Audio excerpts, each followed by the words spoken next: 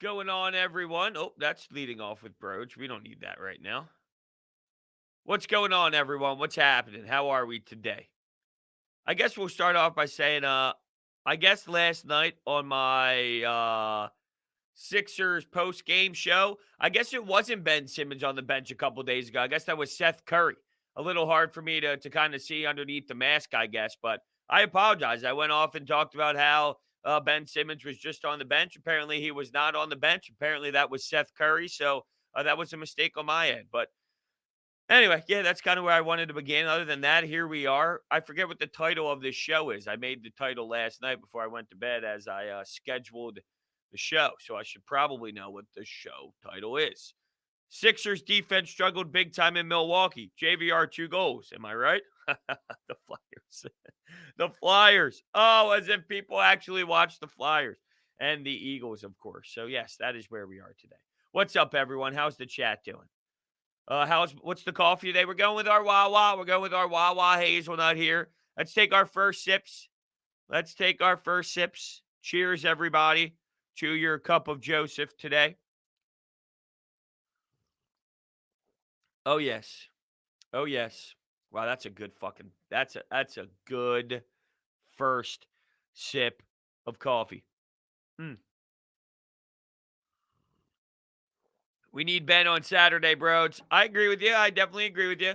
You need Ben Simmons to help out with this defensive problem. I think one of the reasons why you're falling asleep and you look all discombobulated is because he's the guy that sets the tone for you defensively. He's the guy that helps you out run around the floor and helps you out big time with just the identity of the team on that side. So yeah, I do think they need Ben Simmons. And they keep talking about wanting this 1 seed. Well, now they got some problems because it's getting closer, it's inching closer, and that battle is becoming brutal. I don't want to speculate here, Andrew, on what's exactly going on, but I personally don't think the illness matches their philosophy and their focus. I mean, it could be. We don't know. We don't have that information. It possibly could be to the point where he is that sick. At the same time, this is some serious stuff going on that we have been brought into with his sister and all. So I don't know. It's really hard to speculate. I don't think Hitcher says I'm not worried about the game last night. There's no way the Bucks can shoot that every night. I agree they were shooting the ball at this ridiculous pace, but they were also very wide open. They were extremely wide open. So, if you're going to allow them to get that wide open, most of the time these NBA teams are going to drill the shots the way that they did. So, I think there's a correlation between the poor defense and the shooting. I don't think it was just their shooting was lights out with you just swarming them defensively. The reason why they shot lights out is because you played poor defense. Mighty George, the coffee is amazing this morning. Thank you so much for asking. It's a good one. It's like a sometimes I make it, it's like, I wish it was a little bit richer. I wish it was a little bit bolder. Today it's like, oh yeah, dude. Right on the money. Right on the money. You know what I'm saying? I asked, he said, oh, yes, it is Wawa Hazelnut. Yes, it is. They came and made every shot. It was so annoying. They did. They made every shot. But don't you think one of the reasons why they were making all the shots is because of the poor defense and the mistakes that were made? And, they were allowing guys to cut back door, or they would leave guys wide open out by the perimeter. Don't you think it's like a little bit of both when that happens? Nah, Chris, I don't want to go through this. Thank you for the $2 donation, but I like this is where I'm at with this conversation, right? Because this was the reaction last night, and I feel bad because thank you so much for the $2, and you're amazing. You're always in the chat. You're always supporting, but it's like no shit that this basketball team is going to be better with Ben Simmons on the floor compared to a Shake Milton, compared to a nice veteran role player like George Hill. Like, it's so obvious that a team is better with Ben Simmons on the floor compared to Ben Simmons not being on the floor. Where the frustration lies with Ben Simmons is just making a statement like this is almost as if he doesn't have the flaws and the flaws aren't warranted. and his issues aren't a problem, and his issues don't really hurt this team. Like, both can be true. Ben, like, there's a reason why, like, this is why the whole trading thing doesn't make sense for me with this conversation. Because if you were to trade Ben, you're trading Ben and getting another piece. You're not just losing Ben Simmons, right? You're not just taking Ben off the floor and entering Shake Milton. You're taking Ben off the floor and adding a huge, insane, big time player that you trade Ben Simmons for. So I think that this conversation somewhat gets a little bit murky and a little bit ugly, where it's, well, look at Ben. You need Ben. Yes, Ben helps this team, no doubt, compared to when Ben isn't on the floor. Of course. Of course. You know what I mean? I think that's where I lose it. That's where I lose it with this conversation from last night. Nobody's questioning if this team is better or not better with Ben on the floor compared to a Shake Milton being on the floor. You know what I'm saying?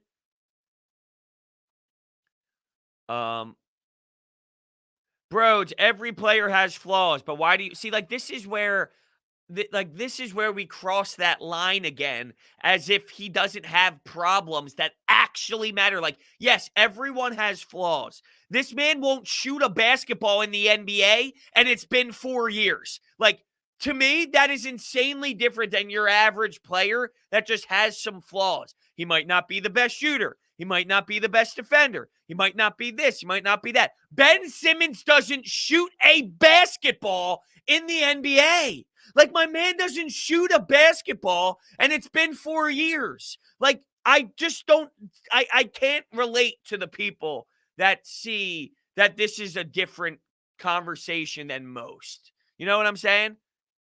This isn't your standard player that just doesn't have one part of his game that he's working on. We're talking about an NBA star that won't shoot a ball. And then when the playoffs come around, here's why it's different. When you talk about being at the top of the East compared to this team being held back in the playoffs. The regular season is not the playoffs. The regular season is not the playoffs. And that's where people get sucked into regular season basketball. Regular season basketball is not the playoffs. So you can have this amazing run. It's the Giannis. Wow, look at Giannis, MVP season, this and that. What happens in the playoffs? All of his failures come up because it's not the regular season. So that is why. Yeah, we can definitely do this. We can definitely do this. What's the hot take? What's the hot take? Sixers win on Saturday and Joel takes a seat on the Bucks logo. Do you think it loses power sitting on the Bucks logo after watching watching you fall the game before? Does that lose power? Is that what it is?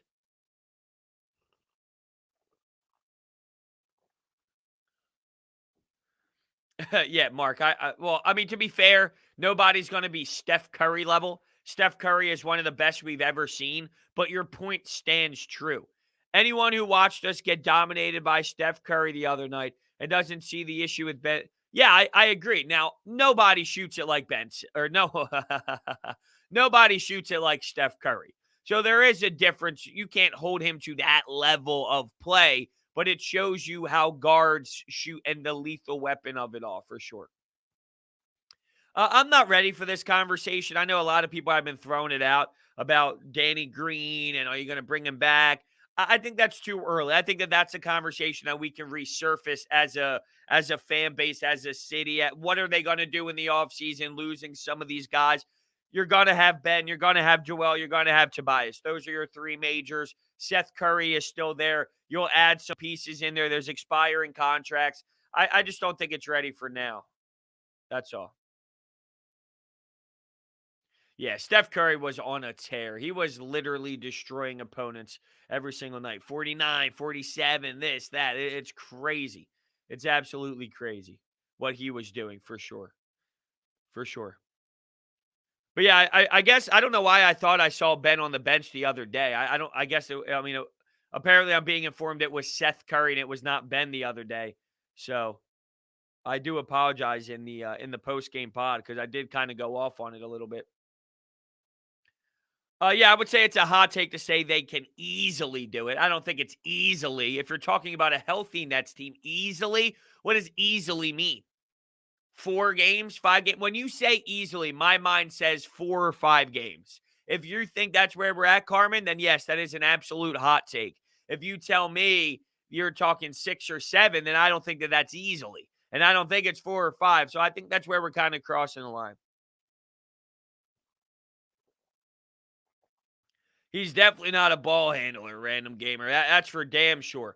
And I think that's what you saw with him this season. They were going with this mentality of him being that secondary ball handler as the sixth man. And then you started to realize this ain't it. Then you started seeing Furkan sometimes dribble the ball with that second unit and utilize Shake Milton as that second, off the ball guy. But yeah, I think that that's clear as day. Shake Milton, he had a really nice game last night, though. I'm not going to lie. He definitely stood out to me. There were some moments where I was like, damn, okay, Shake. All right, he got 20 and 26 minutes. So he was a player out there. I don't think he's consistent enough. The track record this season tells me he will not be consistent enough. And that is a problem. I can't rely on Shake Milton in the playoffs. I do not feel comfortable relying on him at all. I am so fascinated to see Doc Rivers. And it's funny, now that you're starting to see the games matter a little bit more, you're starting to see the Sixers fan base somewhat get on Doc Rivers a heavier for some of the decision making that he's making. And all I ask for it is it to be 100. If you're going to do what you did the past 5 years for every little move, I want you to do the same thing here with Doc Rivers. And I do think that there's going to be some fascination involved. I also think there's going to be some frustration involved because he does make some questionable decisions. I did not like the way he used Joel Embiid on defense yesterday, not going with him on Giannis, trying to keep him somewhat in a reasonable spot with the endurance side of things, second half of a back-to-back. I didn't like that. Although he did say, look, if this was the postseason, it wouldn't be that way. He did say that after the game. He mentioned that he would go with Joel Embiid or Ben on Giannis, Joel Embiid in another area, and that would change things, which it does, which it absolutely does. Ben Simmons being out there changes what you can do matchup-wise. So I'm with you. But I do think that Doc has made some questionable decisions. Maxey deserves more minutes for playoffs. I don't think he's ready for playoffs yet. He's more of your project piece. He's more of your stud player that's a project more so than anything else. Maxey's a player. Maxey can ball. Legit. Maxey can legit ball. He's just not ready for playoff time. It's a different beast. We've been talking about the bench for quite some time now. It's got to be George Hill, Dwight Howard, which isn't a lock every single matchup. It depends on who's on the other side because teams are going to go small on you. See, this is what I think we're starting to realize. This is what I think about. No, I don't think Brett Brown is some amazing coach. No, I just don't think he was the worst coach ever in the history of the NBA, which was what I was informed. That's all. That's all.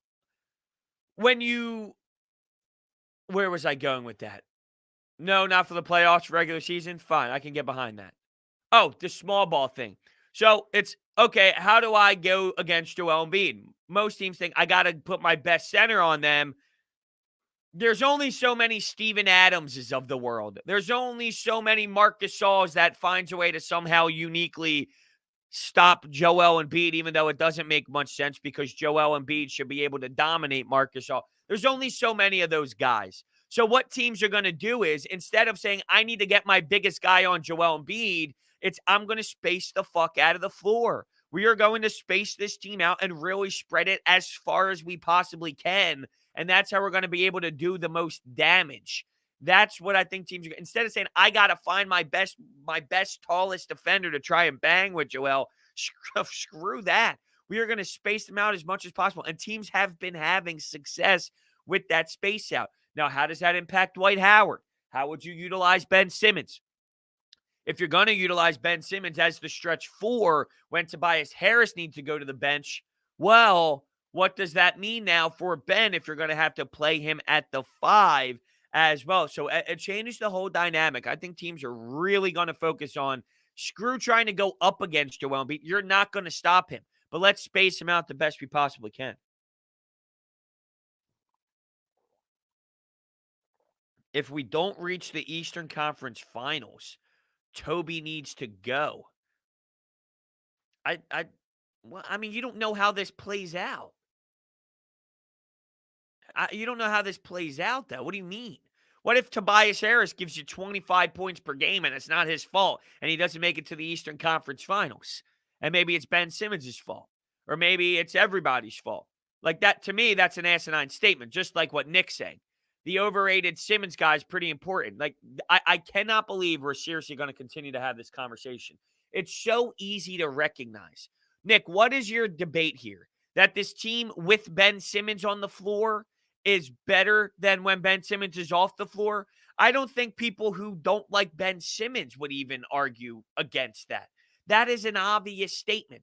This team with Ben compared to this team without Ben is a better team. If you're talking about just flat out replacing Ben Simmons for a Shake Milton or a veteran role player like George Hill, that's an obvious statement. Oh, you're being sarcastic. All right, Nick. You got me going a little bit.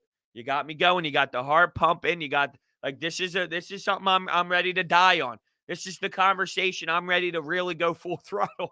So I apologize because I was ready to go. I was ready to let it fly. This is that combo to me that just hits a nerve. And it's something because it's crazy. It's crazy. The Ben Simmons is crazy to me. You know, I got some people reaching out. Brodes, I think you're more addicted to this Ben Simmons conversation than the Ben Simmons lovers.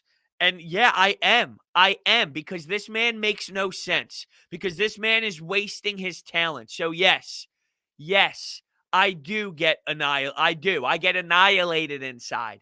It irks me. I lose sleep over it. It bothers me because this guy is wasting his talents. Connor, Nick almost got the smoke. Nick, you're about to make Brodes explode. We're not doing leading off with Brodes today, unfortunately, Joseph. No leading off with Brodes today on this Friday with the later game. I got some things to figure out with leading off with Brodes, so unfortunately, there will not be one today. Just call me Flair with the $5.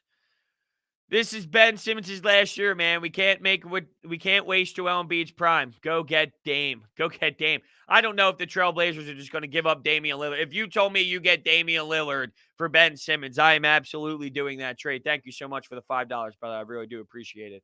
Yeah, I mean, if you told me you could get Damian Lillard, I don't know. Like that's more of an off-season conversation for sure. I got to see how it plays out. I need to see this. I need to see it go down before I make that assessment on, okay, what does this team need to do? What is Ben Simmons doing? How does it hurt this team? How does it impact this team? I need to see it first. If it's the same problems, if it's what we saw against the Brooklyn Nets a few games ago, where they're just backing off by 10,000 feet and saying, go ahead, Ben, do whatever you want, which I will imagine is going to happen, but I need to see it first before I make that assessment. But I'm with you. It could be damaging for sure. Here's what I think is going to happen, though. That first round matchup, I don't even know who's at the bottom of the NBA standings right now for that 7th, 8th. I know the Knicks are on a ride. No way, Colin. No. Spilled my coffee everywhere. That's a tough day, man. I've been there. I've absolutely been there. All right, so for the 8th seed, Hornets, Miami in the 7th seed. Sixers right now, because of the tiebreaker, have the 1st seed. I think if Ben plays against the Hornets, if you see the Hornets, you're gonna see Ben have a good playoff series. It depends who they say. You could see him have a tough one for sure against Miami just based off of matchups. I think the Sixers take care of business. They're a 3-game over 500 team for a reason. So I do think that is, I still think that's a Sixers win for sure. But there is something to be said about the first round matchup. Like, for example, the other year, Jared Dudley, the Brooklyn Nets. Okay, cute first round matchup.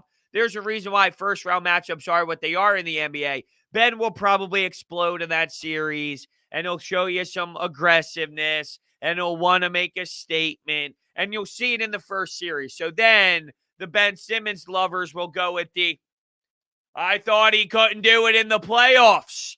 I thought he wouldn't be able to play in the playoffs. And then I go, yeah, the Charlotte Hornets without LaMelo Ball. I could do that. Now let's see it against a real team. Now let's see it against the Bucks. Now let's see it against the Nets. Let's see it against those teams. And we'll see. I mean, I hope to God he does it. I hope to God he does it. I'm not rooting for him to fail. I'm rooting for me to be wrong. And there's a big difference. I'm rooting to be wrong when it comes to that Ben Simmons aggressiveness in the postseason. I'm just basing it off of what I've seen to this point and the lack of adjustments in his offensive game. We needed the Turkish trigger last night. Yeah, it was kind of sad to see. Look, I'll be honest with you. I was a little sad to see the Turkish fella on the bench last night. I wanted to see him out there. I did. I wanted to see him out there. I like when Furkan plays well. It's like, to me, when I make assessments on these players and I talk about these players, I don't want Furkan to stink. I don't want Furkan to be bad. I don't want Ben Simmons to have flaws. I don't want Ben Simmons to not score. I want these guys to prove me wrong. And I'm okay with that. Some have the agenda of, I need to be right all the time, so I'm rooting for failure.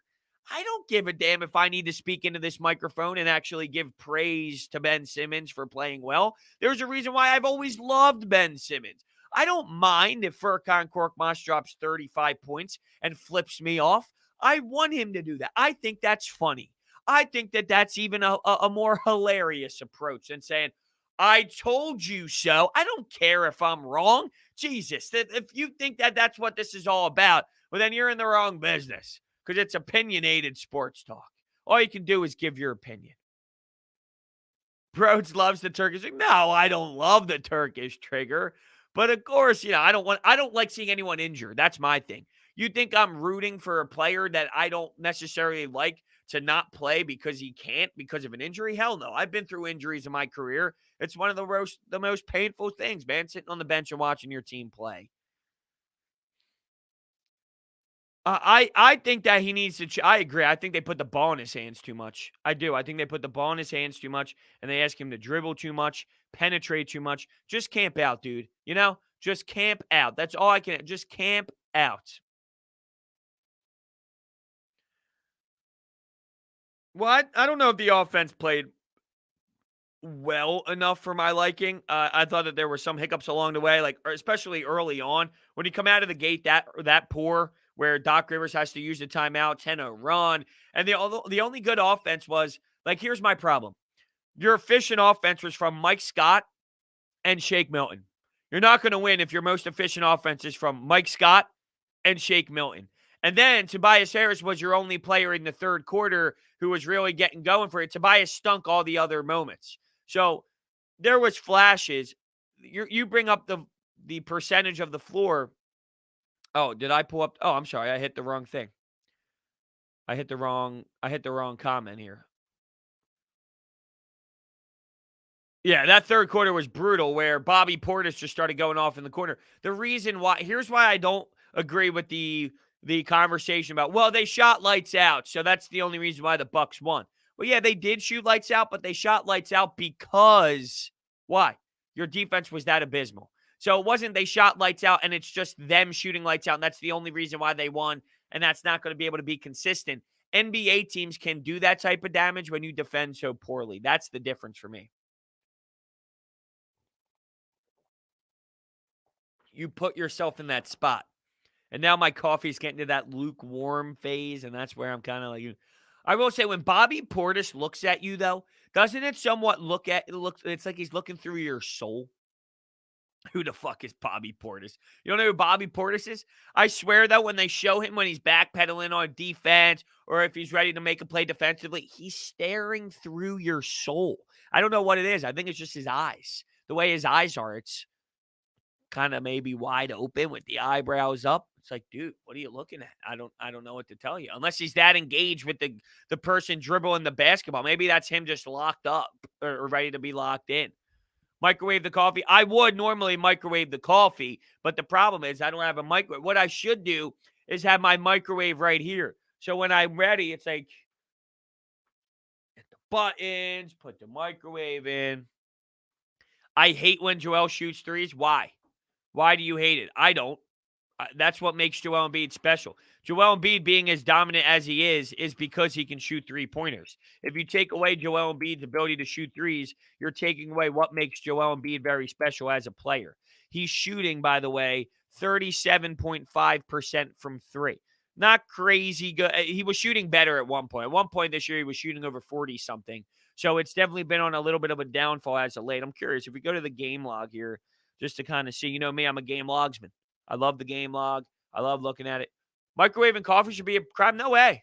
I used to be anti, but no way. Now it's a beautiful thing for sure. All right, where are we here in game 59? From three, is this 3-point percentage? No, that's all. Whoa, whoa, whoa, whoa, whoa. Come on now. Don't be messing with me. 3-point percentage as of late. Yeah, he's had some tough games since in this month, pretty much. He went 0 for 3, 0 for 2, 0 for 3, 0 for 4 in a couple games.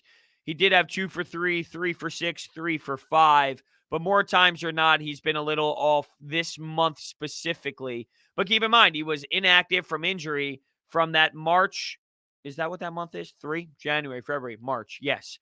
March 14th all the way through April 1st. He didn't even play. So he's not playing and he's coming back and he's not the most efficient. So I don't know. I don't like the narrative that I don't like him shooting threes. I think that that's kind of ridiculous. No, that's what makes Joel Embiid Joel Embiid. To say he can't shoot, he can't shoot. Yes, yes. We all see the family issues with Ben Simmons. Yes, we do. I'm not too worried about him shooting a lot of threes. He doesn't take a lot of threes anyway. He takes around 2 to 3, right? So, I mean, you're acting like he's popping 8 up a game. Let's see what he's averaging this season specifically, just in general, without the game logs, just how many threes per game. He's averaging literally 3 threes per game. You can be okay and you can be satisfied with Joel Embiid taking 3 threes per game. I promise you that. I promise you that. You guys don't want to see us in the playoffs? See who? The Milwaukee Bucks? I don't want to see it. I know you're agreeing with me. I know you were. I was just saying in general. We don't know why Ben Simmons, right? They're claiming Ben Simmons is out with an illness. If we're logically looking at this, I'm sure that there's more things going on behind the scenes, which, I don't want to get too involved in what's going on when it gets to that level of seriousness for sure. Oh, they're not making no desperate. No, no, no. Don't you dare think that they're making any sort of run for the playoffs. Come on. Don't you ever think you're getting to that degree. I think we match up better with the Nets, to be honest with you. I think I don't know. I think this Bucks team has an edge. I think there's like this disrespect involved, that this team's getting disrespected because they're not, no one talks about them. No one talks about them. Not to the level they do against the Sixers, the Nets. Who's going to win the East? The Sixers or the Nets? And the Bucks are thinking, fellas, we're still here. And they somewhat get disrespected. Now, there's been some Phillies questions getting thrown my way. I thought I saw some Phillies question. Put Andrew Knapp in center field. Maybe that's what I saw. Our runners need to stop. I'm just going through a couple Phillies things. Yeah, we do have Vince Velasquez on the bump today. Utah Jazz wins the West, goes to the finals? I don't think so. I don't think the Utah Jazz are going to make it there. One of the things I question is Donovan Mitchell at the age of 24 leading a team to a championship. I just don't think he's ready to win yet. I think one day he will. I think one day he will be ready to win. I don't think he's ready to win now. I think you got to go through some growing pains. I think that's more their record is more of a product of regular season ball, more so than it is how lethal they really are, which they're a good team for sure. They're a good team. I don't think they're number one. I look at the Clippers, more ready to win now. The Lakers, I don't know what to think about them with how long they've missed their players for. Anthony Davis returned yesterday. Very limited action. He goes about 2 for 10 from the field. Not that you should have anticipated him stepping in and just giving you 60 or giving you 50. That would be very unfair. You're just so raw in them two players coming back. I don't even know what the status is for LeBron James yet.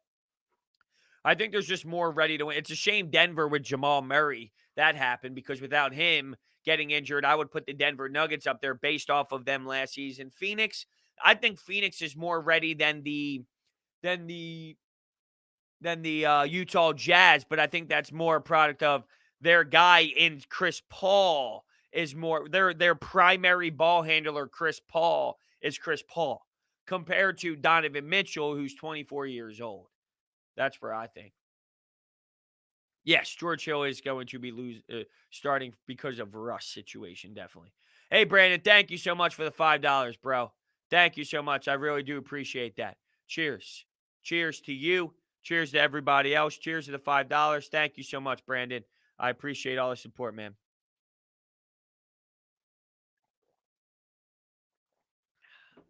What do I think the Sixers are missing?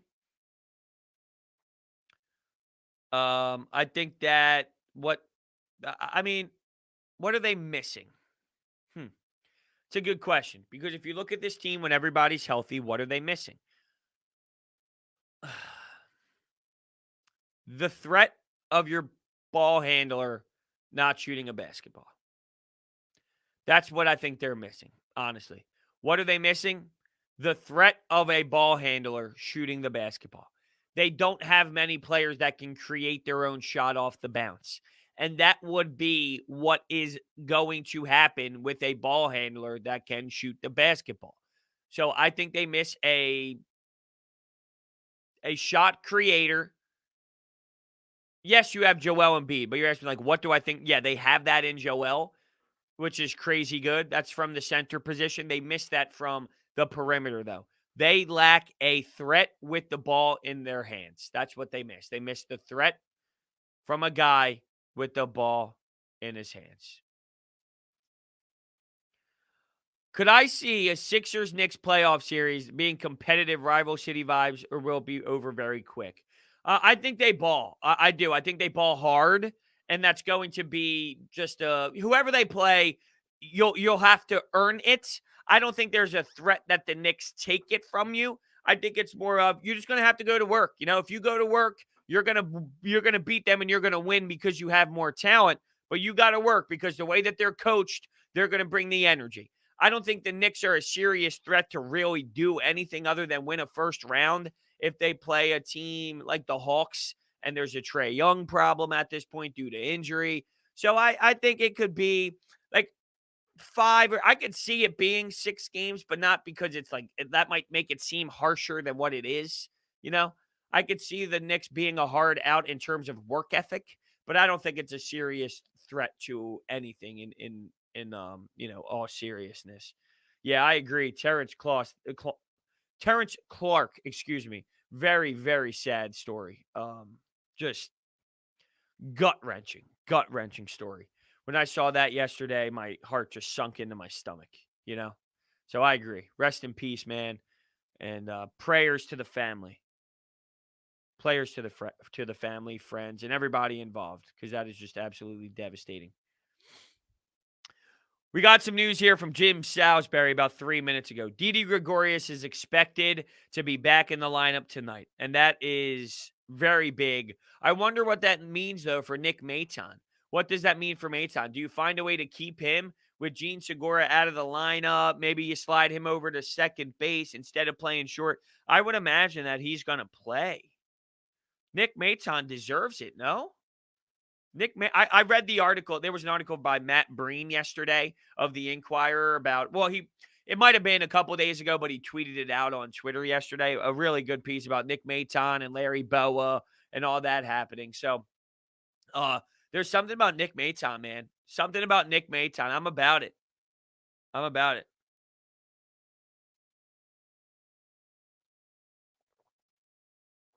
I think he's got that work ethic. Okay, I think we hit the coffee level of, there's really not even anything left anyway, of the coldness. I can't, as much as I'm a coffee addict, and I swear to God I can drink 3 million cups a day. Once it hits a temperature, I am out. I'm out. Hot coffee cannot get lukewarm for me. If you get lukewarm, I'm out. Out. Although there's really not anything except for a drip anyway, but I'll make another cup after the show is over. Unfortunately, I need another cup now. I almost might text the fiance and say, hey, can you bring me another cup of coffee? I really need it. But I feel bad because she's working. $5 coming in from Just Call Me Flair. I actually dislike Ben a lot. I sense arrogance from him every night. How long must we wait for him? Why hasn't Doc gotten on his ass? Well, I think that really tells you more of how this league works, which I tried telling people last year where Brett Brown tried everything. Brett Brown tried to not tell the media things, and then he tries to beg him to the media. You try everything. The player has it or the player doesn't have it. That's something I've been very consistent about when it comes to Ben Simmons and his growth. People demanded and screamed their head off that it was Brett Brown's problem that Ben won't change. No, it's not. I tried telling you. No, it's not. It's not. In terms of Ben Simmons having an ego, I don't know. Is there something about his cockiness? Sure. Is his cockiness, though, part of the reasons why he is the player that he is, though, for the positives? Yeah, I think so. I think his arrogant, like, you want to be arrogant. I want my players to be arrogant. You don't think Joel Embiid is arrogant? You don't think Anthony Davis, Jokic, Devin Booker, Chris Paul, LeBron James, Kawhi Leonard, Paul George, you don't think these guys are arrogant? Yes, they are arrogant. You want them to be arrogant. I want Ben Simmons to be arrogant. If you're not, you don't think Tom Brady is arrogant? You need to be arrogant to be successful in this league. You just have to be. I honestly don't think when it comes to Ben Simmons working on his game and shooting the ball, I've seen it. I've seen it with my two eyes. He has worked on his game. So that's what makes it even worse for me. I've seen it. I covered the Sixers for 97.3 ESPN.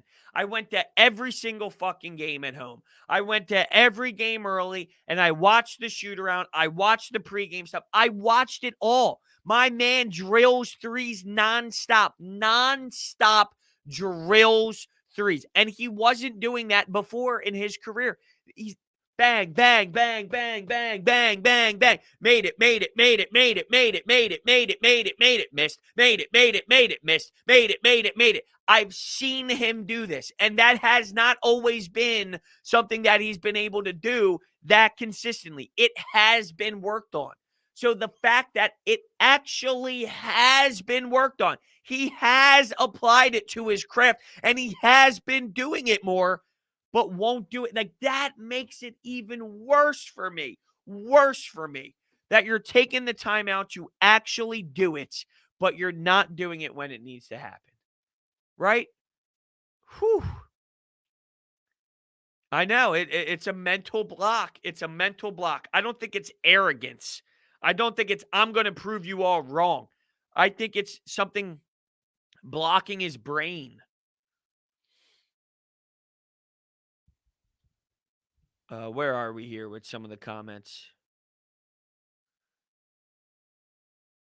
Brett Brown was definitely part. Yeah, sure, he was part of the problem. He was a bad coach. I don't think he was a bad coach. I think he was just your average coach. Brett Brown's your average coach. He wins 50 plus games, gets you to the second round. It's crazy. If that bounce didn't go in and he gets to the Eastern Conference Finals, he would still be looked at as the bad coach. It's just he was the guy that everyone just screamed at because he was here for 7 years and you demanded a 22-year-old to go win you a championship when that never, ever, ever happens, but nobody really wants to apply that. So he's your average coach. He had some problems with his philosophy, sure. You know who has problems with his philosophy? Doc Rivers has problems with his philosophy as well. Every coach does. Could you use an upgrade from Brett Brown? Yeah, I thought it was time. For sure, I thought it was time. He's your average coach. Brett Brown's your average coach. Not bad coach, not a good coach. He's your average NBA coach. Just your average guy. But people made it seem like he was maybe the worst coach in NBA history. And I love this one. How come he didn't get a job then? Well, I mean, let's do some research. He stepped away from the Australian team. He's still getting paid under contract from the 76ers, which plays a role too in things. He's chilling. It's the Doug Peterson thing. Why isn't Doug Peterson not coaching anymore? Is it because he just knows nothing about football? Or is he got so abused mentally from a dysfunctional front office that he just needs to step back? You know what Brett Brown had to deal with? one of the most dysfunctional organizations led by Joshua Harris, where there was no GM in place, and Brian Colangelo and Burner Gate, and now Brett Brown's forced to be a GM when he's a head coach. Like, it was one of the most dysfunctional franchises in the sport when he was in place. Taking a step back. There was no accountability with Brett Brown. Yeah, it's the NBA. Where's the accountability with, let me ask you this. Where's the accountability with Ben Simmons right now? Because I could argue it's less accountability, to be honest with you. It's the NBA, guys. It's the NBA. You could talk about accountability all you want. It's the NBA. Guess who runs the show? Whether you like it or not, yeah, I'll tell you who has accountability. The players run the show. So you can talk about accountability all you want. I think people critique Seth the way it is. You know, you kind of understand where he is in his career, right? I think I'm more worried about like the lingering issues and the problems there with the lingering issues more so than anything else. It's like lingering problems that are keeping him off the floor. I somewhat kind of knew what he was going to be, though. Oh, man. Got a little eye crust on this morning that I'm trying to get out of my eye. We got a $5 coming in from Matthew here. Thank you so much, Matthew. I love the coverage in Philly sports. Who wins the championship first? This is always so hard because there's, like last year, I would have said Flyers and everyone would have agreed with me. Now they look like a complete disaster. I'll say these Sixers because you have Jordan Mailata. Amazing. I'll say the Sixers just because you have Joel Embiid. And when you have Joel Embiid, you're in the best spot to win a championship compared to all these other guys. So I'll go with Joel Embiid. I'll go with the 76ers. You have a ready-to-win-now guy, so I think that it's for sure the Sixers over any other team. But it's crazy because last year it's obvious. I would have went in another direction. That's for damn sure. Thank you so much, Matthew. You're the best. I appreciate it for sure. Trust me, I know Joel Embiid's arrogant. I love Embiid's arrogant. For example, every time I see Sixers Twitter, there's always a video. I'm the most unstoppable player. Yeah, you have to have that. Without that, you aren't the player you need to be. You need that arrogance. Hey, here we go with the Brodes tattoo fun. Love it. Thanks for another great show, Keith, man. I appreciate all the support. You're the best. Everyone's the best. Matthew's the best as well. Everyone's the best. The best is applied to everybody. Do you think that the Sixers can pull everything together by the season ends and make a serious push? Yeah, they can make a serious push. I told you this before. Nothing changes my opinion here, really, on them. We're not seeing them healthy. We're never going to see a playoff series where you play Phoenix one night and then the next night you're going to Milwaukee and seeing the Milwaukee Bucks in game 2 when you see Milwaukee coming off of rest. You will never see that. So it's not easy to really to apply what you've seen. Yeah, they're going to pour it around. This isn't them, right? This is not them. They're not healthy. They're not ready right now. So I think that, I think for me, yes, I expect them to be a good team when the playoffs come around. This is just a really tough stretch physically for them, mentally for them as well. And they're just in a little bit of a funk right now going up against some good teams. And I don't think that the schedule is doing them any favors by any means, which is playing a huge role into where they are right now. If you're afraid that this stretch means they're going to be anything different than what we've seen to this point, I think that that's a little bit unfair. They've shown you when healthy, when ready, that they are a team that is a good basketball team. So, yeah, I think they're going to make a serious push. The problem is, I guess, if they face the Milwaukee Bucks in the second round, and if you see this team not get out of the second round because they get that second seed. I'm normally someone that values health, values being ready for the playoffs physically more so than I am a first seed or, that type of thing. But now that you're this deep in and you are where you are and you're seeing where it shapes up, I think that there's more validity and there's more value in that reach for the first seed.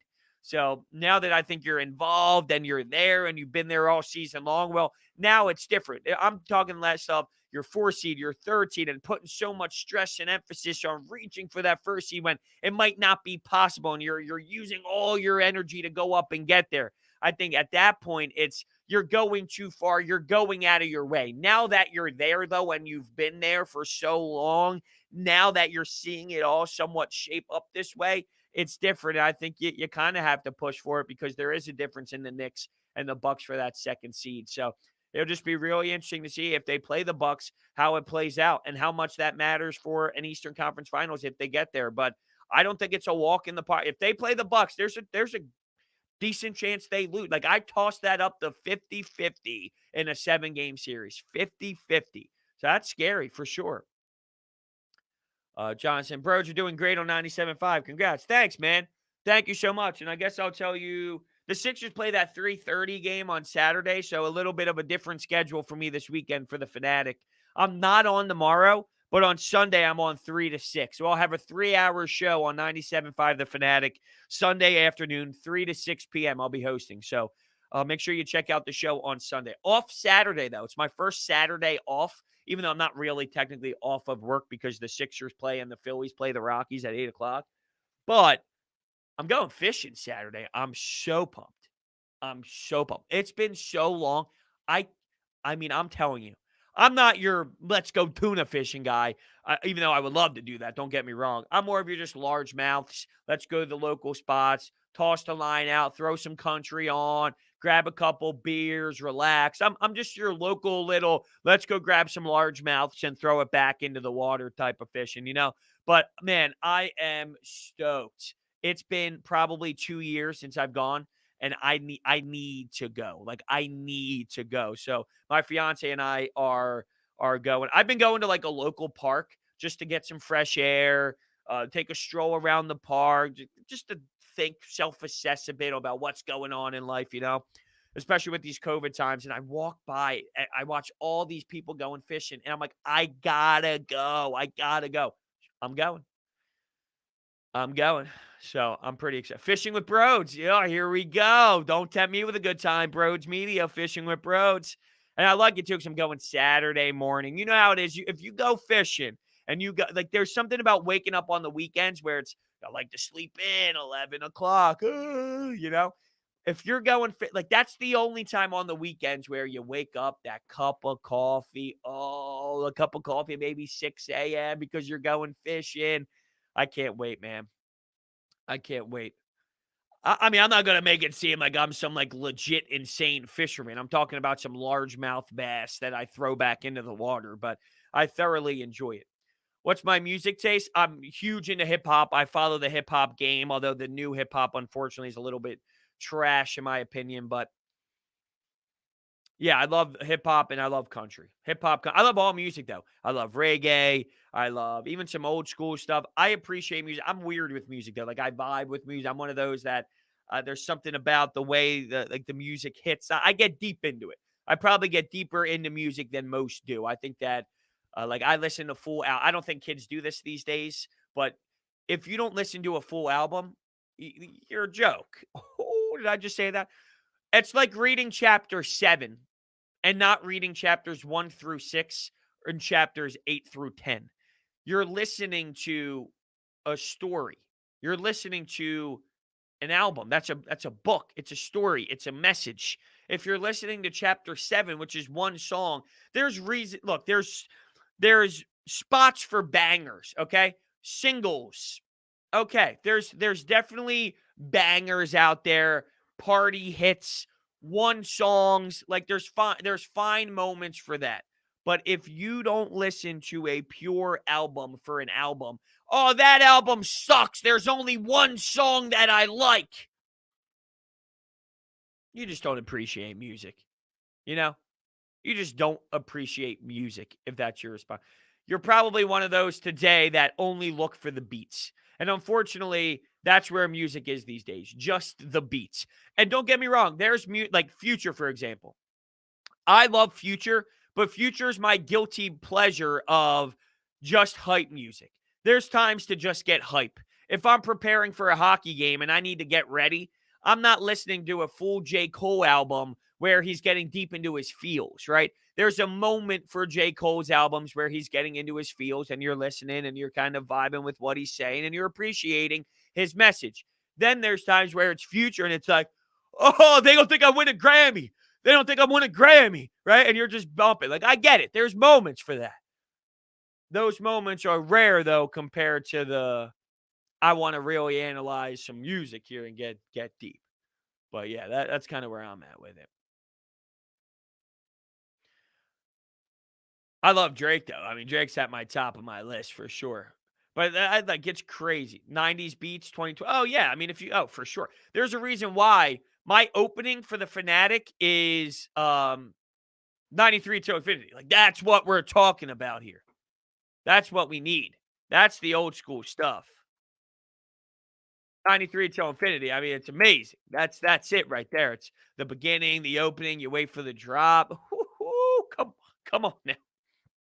Post Malone. I don't mind some Post Malone, but I'm not like a Post Malonesman, if you will. Now, why am I getting a phone call at 9 a.m.? It's like, coffee with Brodes is a thing. Freestyle? I can't freestyle.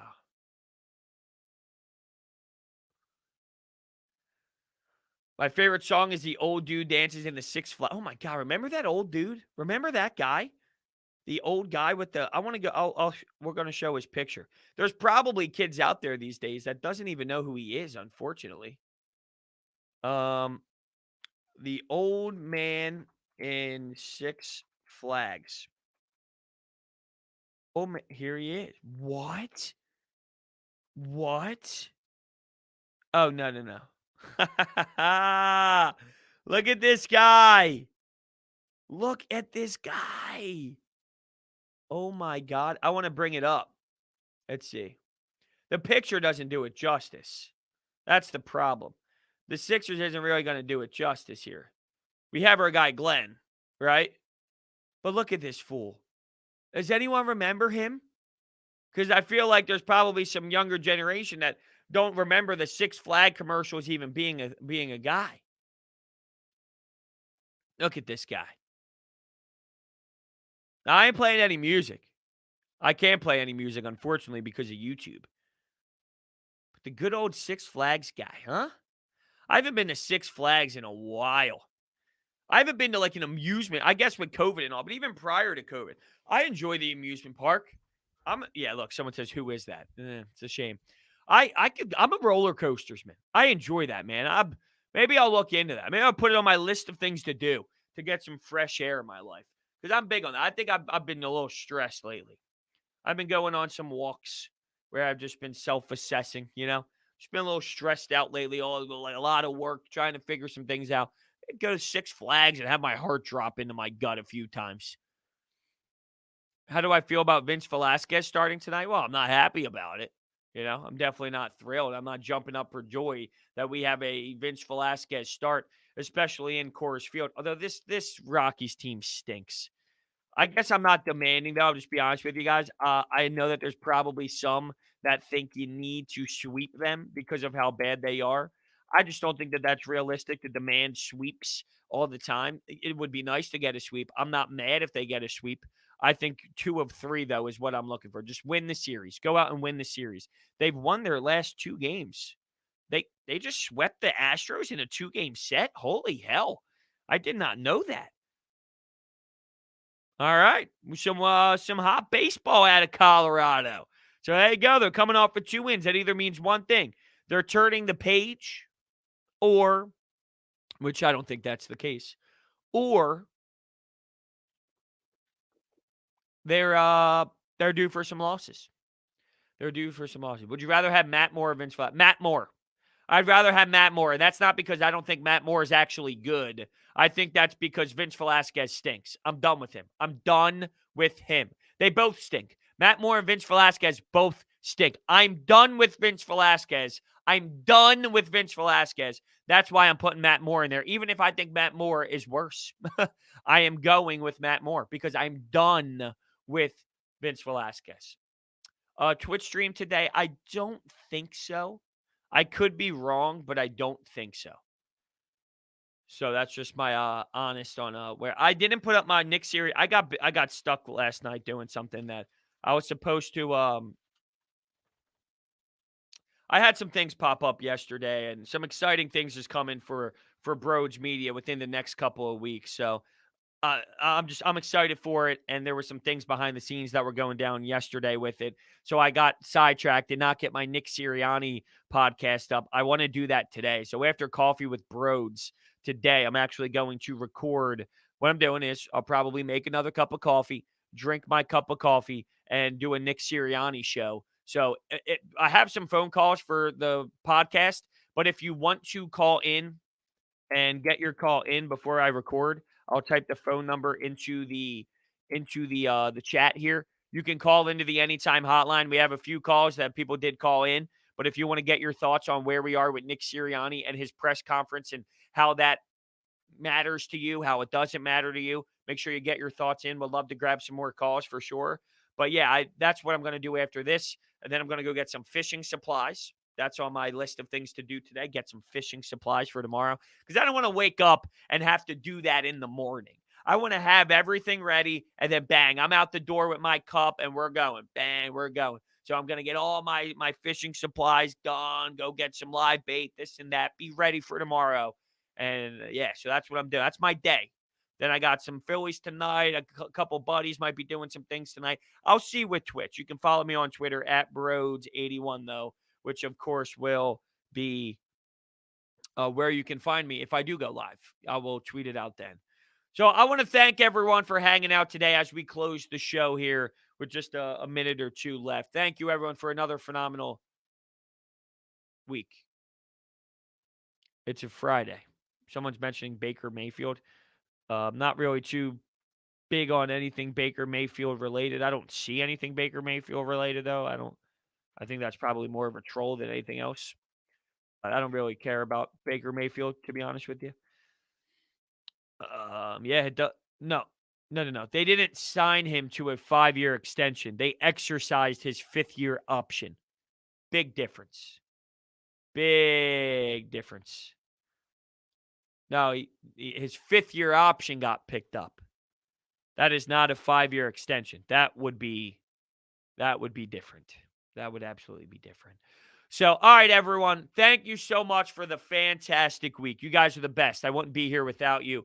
Thank you all so much. Love Coffee with Brodes. It's honestly one of my favorite things. Like I do a lot here on Brodes Media. I do this, I do that, I do, you know what I mean, leading off. And there's something about for my post-game reactions. It's been the beauty of what we've done here for a while. But Coffee with Brodes, man, I thoroughly wake up in the morning and I'm super pumped up to talk with everyone. I think it's the engagement with everyone, the engagement with the chat, being able to react with you guys the way that we do. I love it. I really do loving up in the morning and having my coffee with everyone. So thank you so much. I appreciate it. Be on the lookout at Brodes81 to keep you up to date with if we do go live on Twitch and what's happening with everything. So see you guys.